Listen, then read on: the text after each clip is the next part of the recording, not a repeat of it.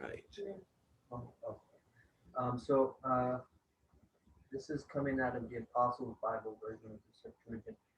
Um, Isaiah 27, and that day Allah shall bring his Kodesh and great and strong sword upon the dragon, even the serpent that flees, upon the dragon, the crooked serpent.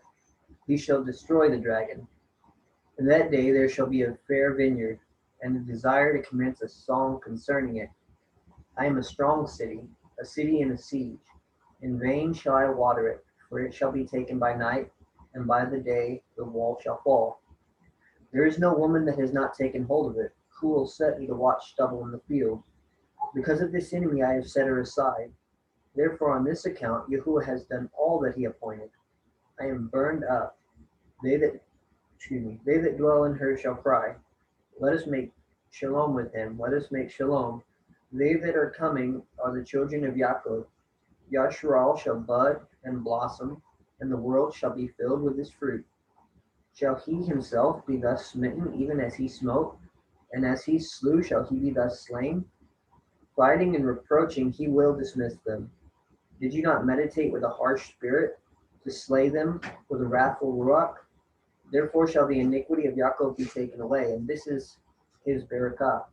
When I have taken away his sin, when they have broken to pieces all the stones of the altars as fine dust, and their trees shall not remain, and their idols shall be cut off as a thicket afar off.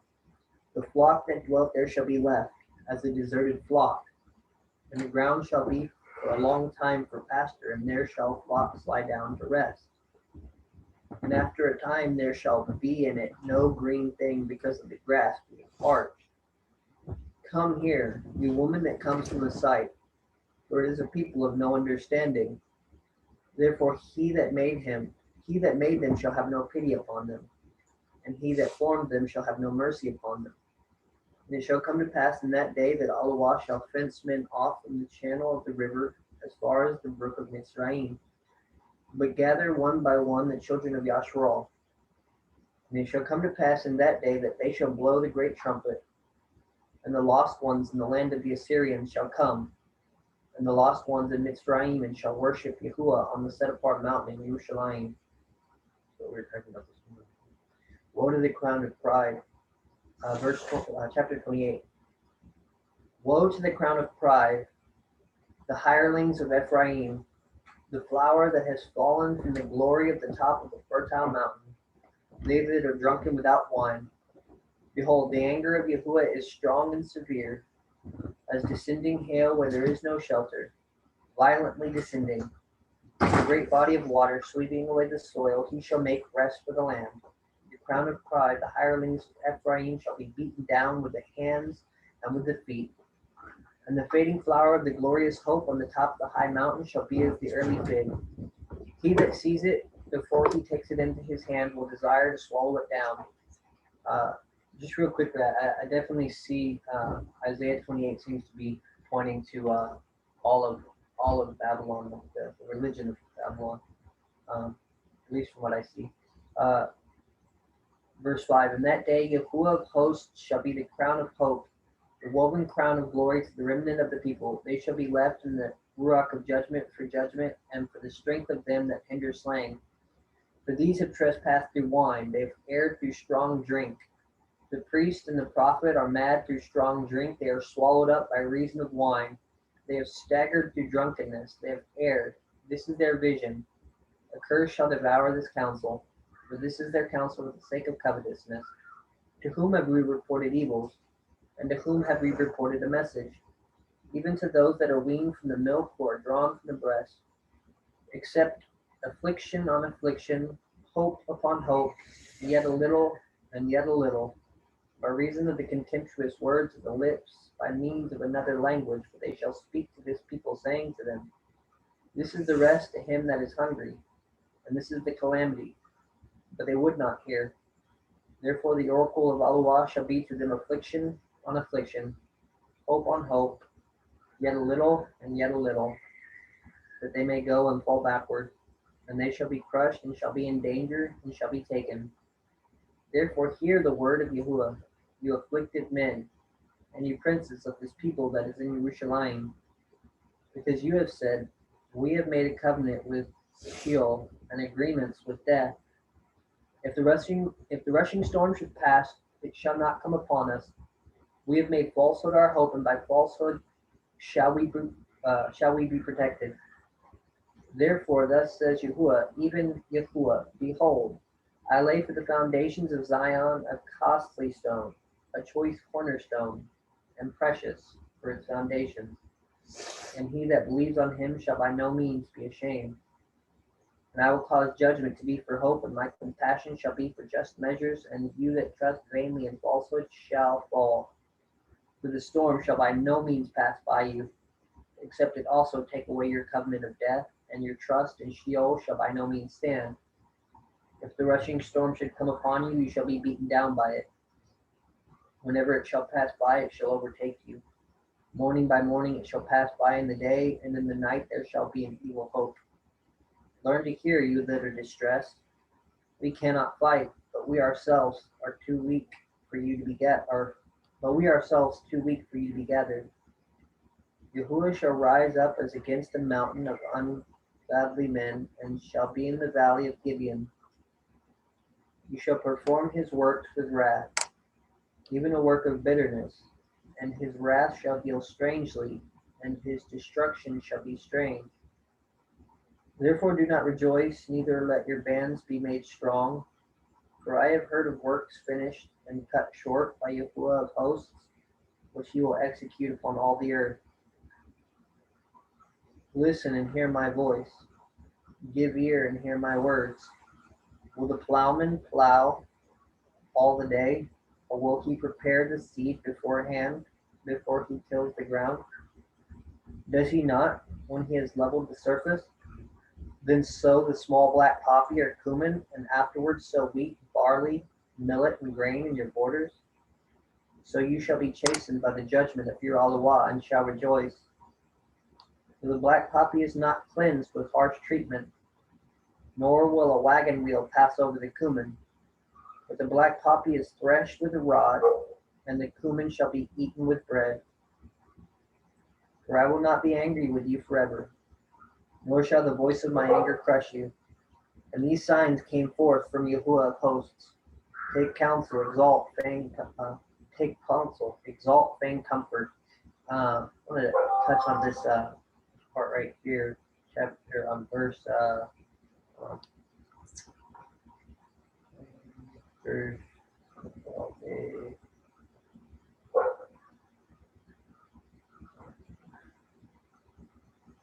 I'll just come back to that. Never mind.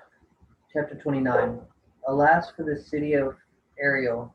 So Ariel's, I believe, is a prophetic name for Yerushalayim. Alas for the city of Ariel, which Daud besieged. Gather your fruits year by year. Eat, for you shall eat with Moab.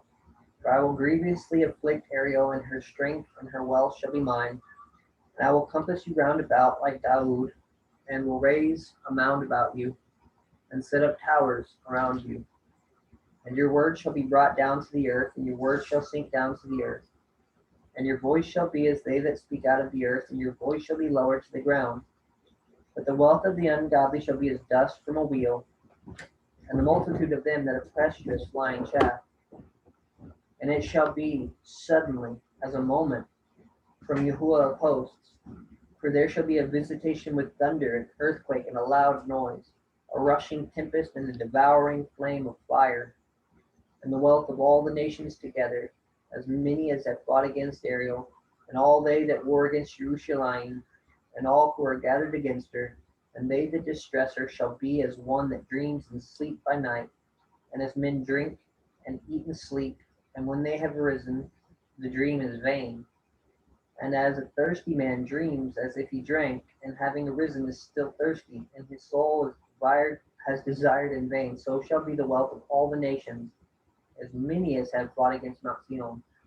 Faint, and be amazed, and be overpowered, not with strong drink, nor with wine.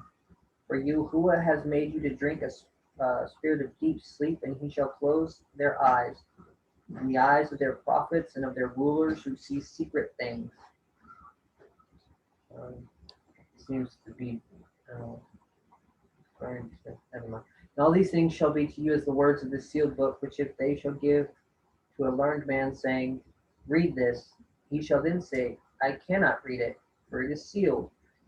And this book shall be given into the hands of a man that is unlearned, and one shall say to him, read this, and he shall say, I am not learned.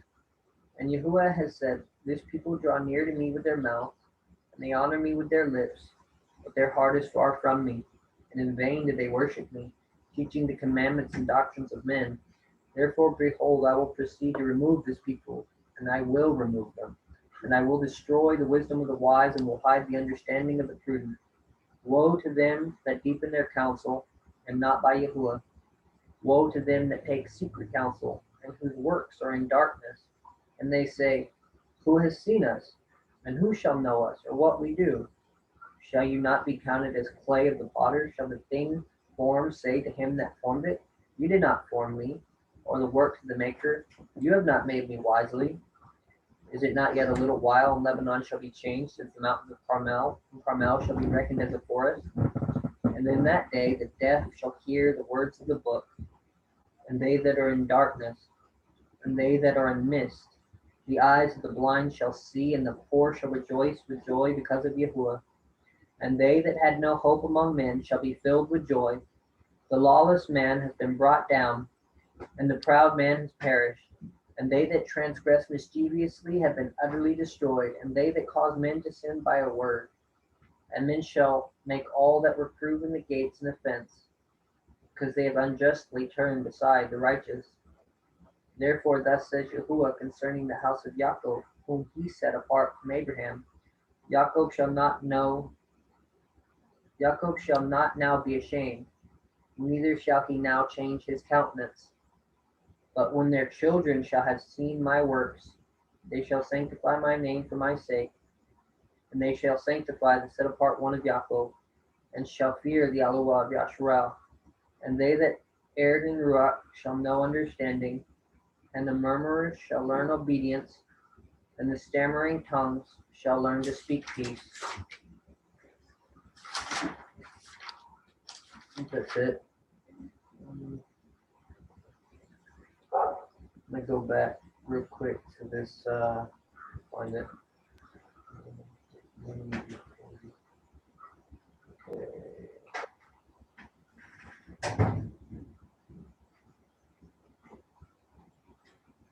From verse 22 of 28, and reread that and touch on that real quick. Therefore, do not rejoice, neither let your bands be made strong. For I have heard of works finished and cut short by Yahuwah hosts, which he will execute upon all the earth. Listen and hear my voice, give ear and hear my words. Will the plowman plow all day, or will he prepare the seed beforehand, before he tills the ground? Does he not, when he has leveled the surface, then sow the small black poppy or cumin, and afterwards sow wheat, barley, millet, and grain in your borders? So you shall be chastened by the judgment of your Elohah, and shall rejoice. For the black poppy is not cleansed with harsh treatment, nor will a wagon wheel pass over the cumin. But the black poppy is threshed with a rod, and the cumin shall be eaten with bread. So just on that, I know at least for myself, I've definitely struggled with a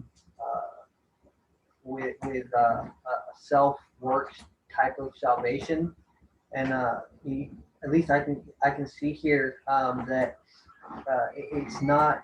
It says it's not cleansed by harsh treatment. At least what I see, it's not. Doesn't matter how much we pray, how much works that we do. Those things don't cleanse us. It's faith in Him, and it's His word that brings us to perfection. It's His rod, and that only comes through being able to.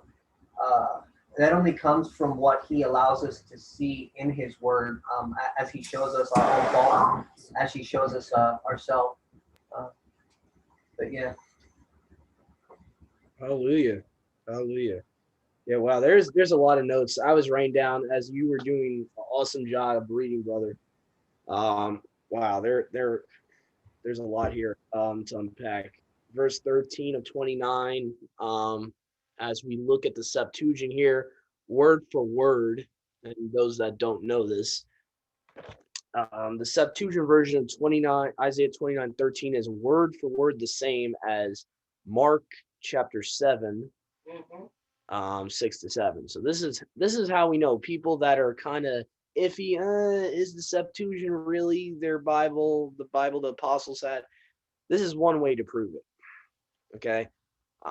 The Old Testament you have today is not going to say what Yahushua is saying here.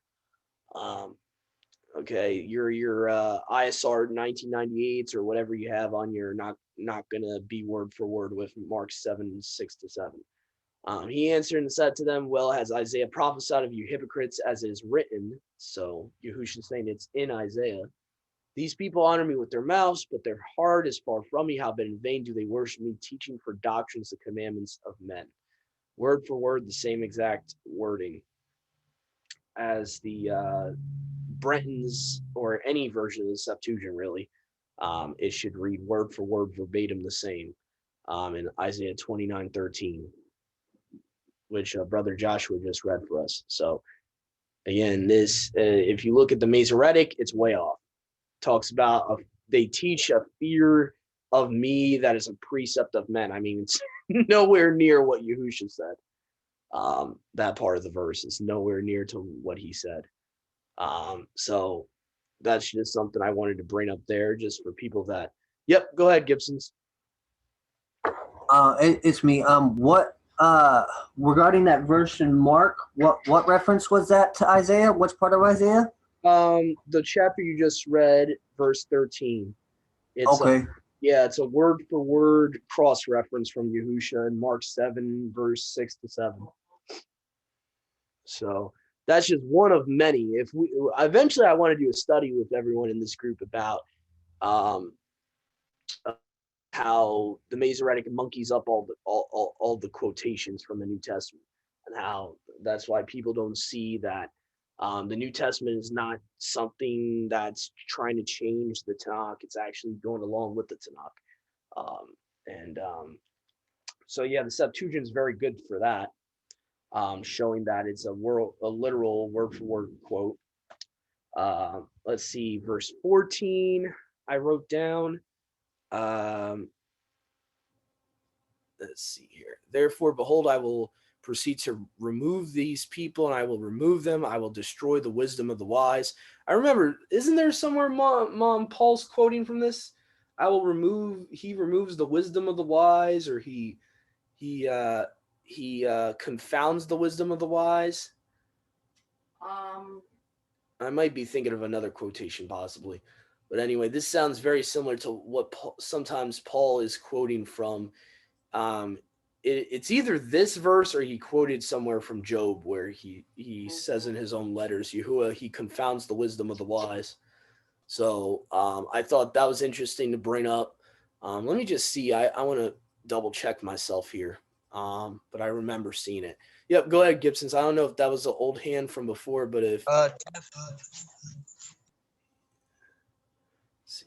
1 Corinthians 27, is that what you mean? He's chosen the foolish things to confound the things of the wise? Yeah. I was trying to think if that in Corinthians was cross-referencing this verse in verse 14 or not.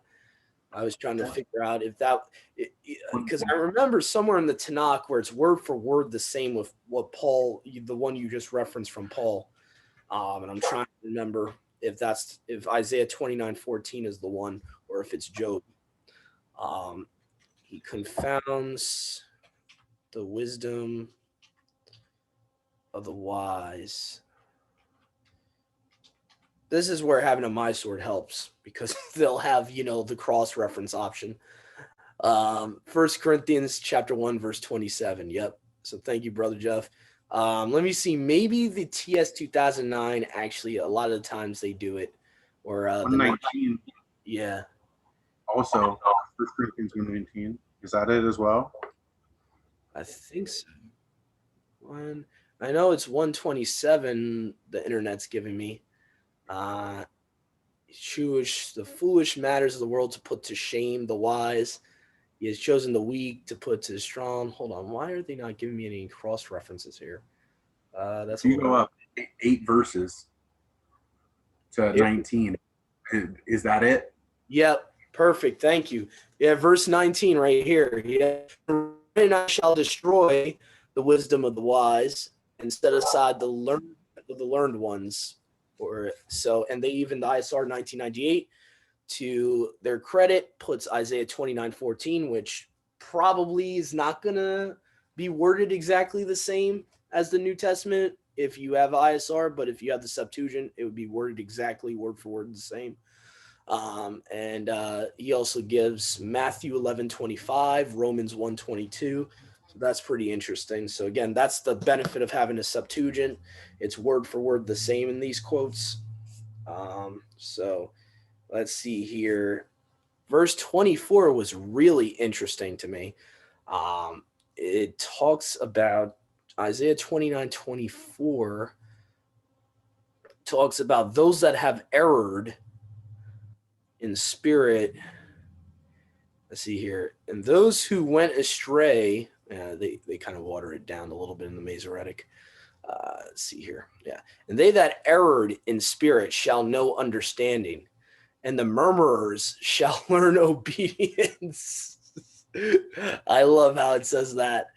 That's my favorite verse of this chapter. The murmurers shall learn obedience. You can find that concept all over the Tanakh with our spiritual forefathers constantly murmuring, "Oh, what? It would be better if we were in Egypt. We should have been left in Egypt."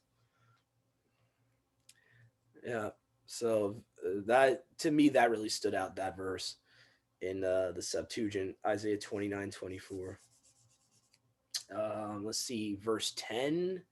I had something here in verse 10. Yeah, there was a lot of notes from chapter 29. For you, who has made you a spirit, has made you to drink a spirit of deep sleep, and he shall close their eyes and the eyes of their prophets, rulers who see secret things. So because his people chose to be wicked, chose to rebel against him willfully, Yahuwah is now going to give them,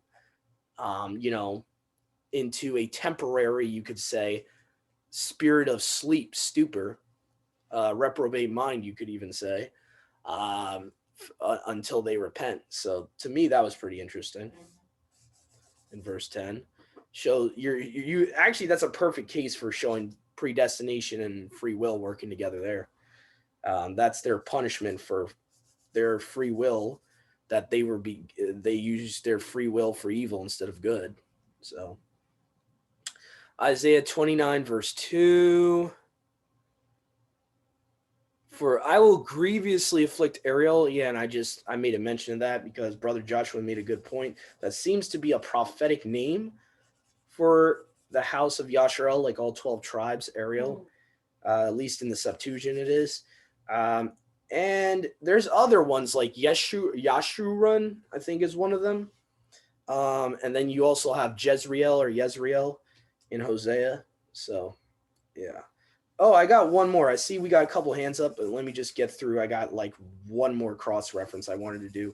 I found it interesting. Verse 8 here talks about fighting against Jerusalem. I couldn't help but think of, somewhere in Zechariah talks about the same thing. Those that went up against Mount Zion. As many as have fought against Mount Zion, Isaiah 29 verse 8 here in the Bretons. Now, if you go to Zechariah 14, it goes into more detail about those that will fight against Mount Zion. Okay, see here, it says here, Zechariah 14:2 specifically, and I will gather all the Gentiles to Jerusalem to war. So Yahuwah is actually, here's predestination again. He's causing them to make war with his people. And the city shall be taken, and the house plundered, and the women ravished, and the half of the city shall go forth into captivity. But the rest of my people shall not be utterly cut off. Okay, let's see here. Where does it talk about? Talks about those that fought against Jerusalem. Yeah, let's see here. Let me see here. I'm probably missing it here. So just gather all the Gentiles to war.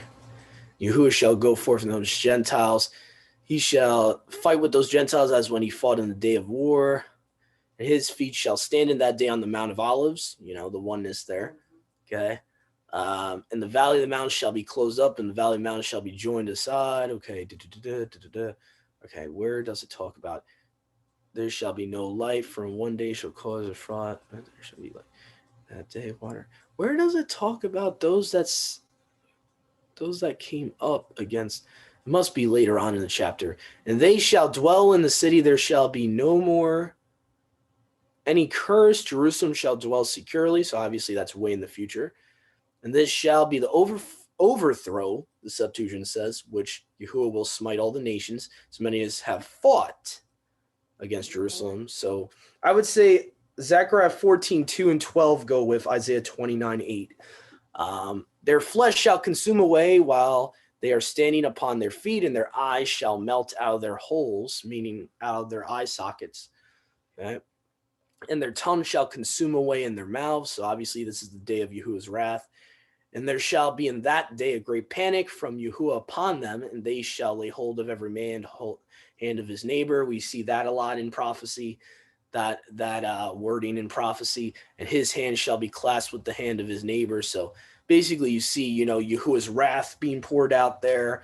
But the reason I pointed to this in Zechariah 14:2 and also verse 12 is that it seems to have the same language that Isaiah 29 verse 8 is using, that Brother Joshua just read. So anyway, I think we got 2 hands up here. Brother Joshua, I think you recently put your hand up. I think. Couple Okay. Go ahead. couple points I wanted to talk on. What you just said about every man laying hold of his neighbor, and Yep. I'm sorry, I had a brain fart. I'll go back to that point, but Isaiah 28:1. Let me go to that real quick.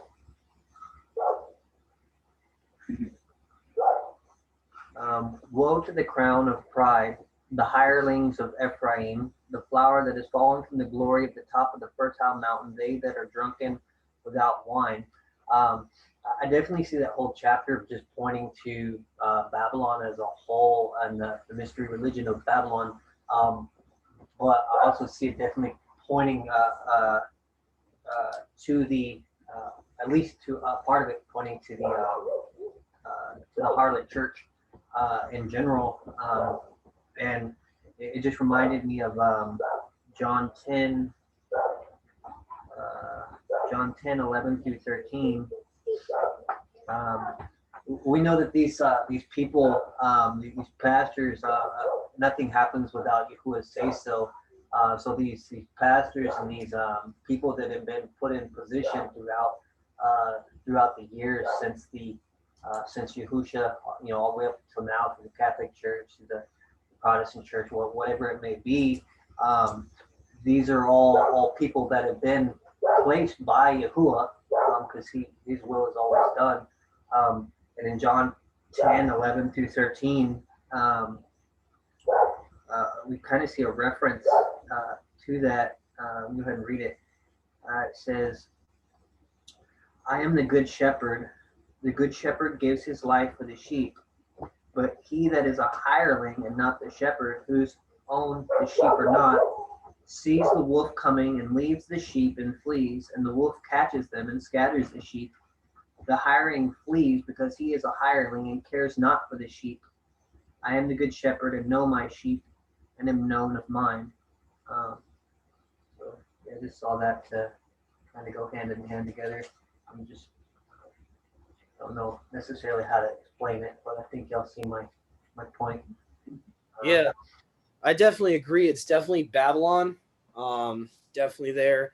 I see also through this Isaiah portion you read, brother, that the common theme is Yahuwah calling his people to repentance, trying to get them to wake up, talking about, I will for a time have my wrath against you.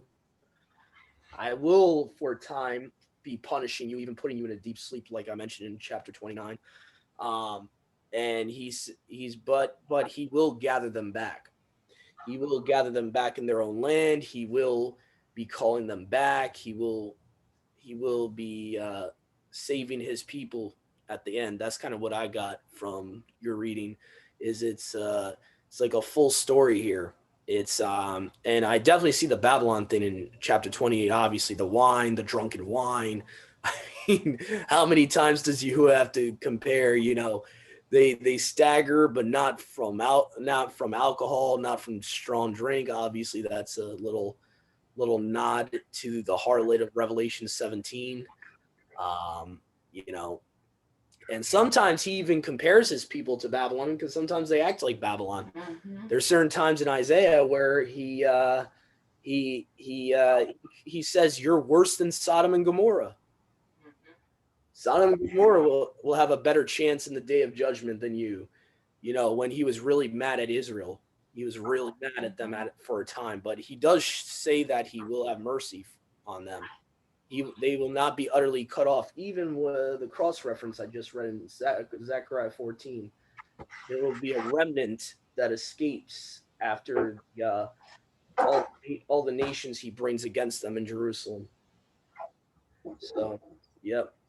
So definitely, yep.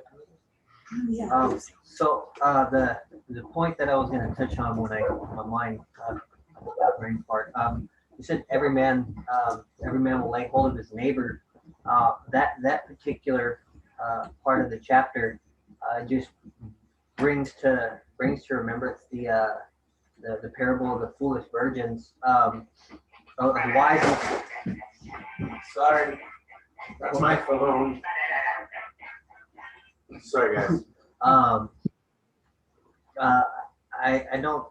So the parable of the foolish and the wise virgins. It seems like they wait all the way up until the very last point, and then they start trying to find his word, trying to find him. At least the foolish virgins. Yep. Yep. I definitely see the connection you're making. Yeah. Yeah. Yeah. So definitely, yeah. I also wanted to bring up another cross reference I forgot about in verse 16 of chapter 28 that you read. This is another direct quotation from I believe is it Paul Malone that talks about the cornerstone? Yes, I believe so. Yeah, he yes. says he even relates to his own brethren, saying, "This is the cornerstone. This is the one that was marvelous in Yahuwah's eyes." Let me see here if I can find it. I want to find the Brit Hadashah version of this verse. Yeah, I think there's a lot of places referenced this, but I think you're right. I think one of them Lay is Paul. a foundation stone. I just wanted to make this connection here. Okay. Let's see here. All right. Yeah, Isaiah 28:16 is what Brother Joshua read, and let's see if Bible Hub can help me out here. Oh yeah, wow. Okay, yeah, Bible Hub definitely is good for this. Okay, yeah, there's a couple of times in the New Testament in the Brit Hadashah here. Okay, One of the Gospels. Matthew 21:42, Mark 12:10, Yeah, I knew it was in the Gospels. Luke 20:17, Mhm. Acts 4:11. Mm. This Yahusha is the stone you builders rejected has become the cornerstone, or chief cornerstone, I should probably say. Romans 9:33, Romans 10:11. Okay, and this is like word for word, literally the same. Those that believe in him will not be put to shame. So that is something I wanted to bring up too. So I'm just making sure I don't forget to bring up anything before we move on to the short Psalms portion we're going to do. Let me see here. Isaiah 28:15, covenant with death. I wanted to just touch on really quick about the covenant of death, and then there's one more cross reference to go through before we go to Psalms 150 and 151. So covenant with death, what does that remind me of? I don't know, maybe, prayer to saints, dead saints, fact that there's Halloween being celebrated in the Christian church. That kind of sounds like that to me. Making a covenant with death, trusting in death, trusting in Hades, which funny enough, the word Hades is actually the Greek mythology god of the underworld of death. So it's kind of ironic that in the Septuagint they use the word Hades. So that's kind of funny. But yeah, so I just thought that's very eerily appropriate to talk about in today's day and age where people are making covenants with death and don't even know it. And so, people go to see their dead relatives years later and talk to them as if they're still there, at cemeteries. Like they'll still talk to them knowing they passed away decades ago. To me, that's pretty similar to what Yahuwah is talking about in Isaiah 28:15.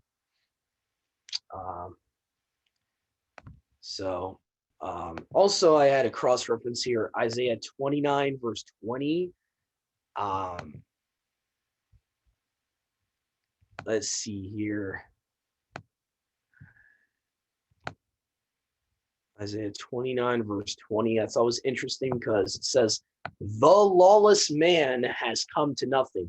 Now, I couldn't help but think of 2 Thessalonians, because the anti-Messiah is known as the lawless one. So I just thought that was interesting to note here. Let me see if I can find my restored New King James here. So 2 Thessalonians chapter 2, verse, I forget if it starts at verse 8 or verse 9. Okay. Yeah, let's just start at verse 7 here. For the mystery of lawlessness does already work. Only he who now lets will let until he be taken out of the way. And then shall that wicked one be revealed, whom Yahushua shall consume with the spirit of his mouth and shall destroy with the brightness of his coming. Which, by the way, you can find this prophecy that Paul's quoting directly from about destroying the breath of his mouth. You can find that, I believe it's in Isaiah 11 verse 4, exact word for word in the Septuagint. Just thought I would mention that. Even him whose coming is after the working of Satan, with all powers and signs and lying wonders, with all deceiving righteousness. Okay, where does it actually call him the lawless one? Let me see here. Oh yeah, here we go. Let no man deceive you by any means, for that day shall not come. And I'll even use a better translation of this verse. Let no one deceive you in any way, because the falling away is to come first, and the man of lawlessness is to be revealed, the son of destruction. So this is talking about the anti-Messiah.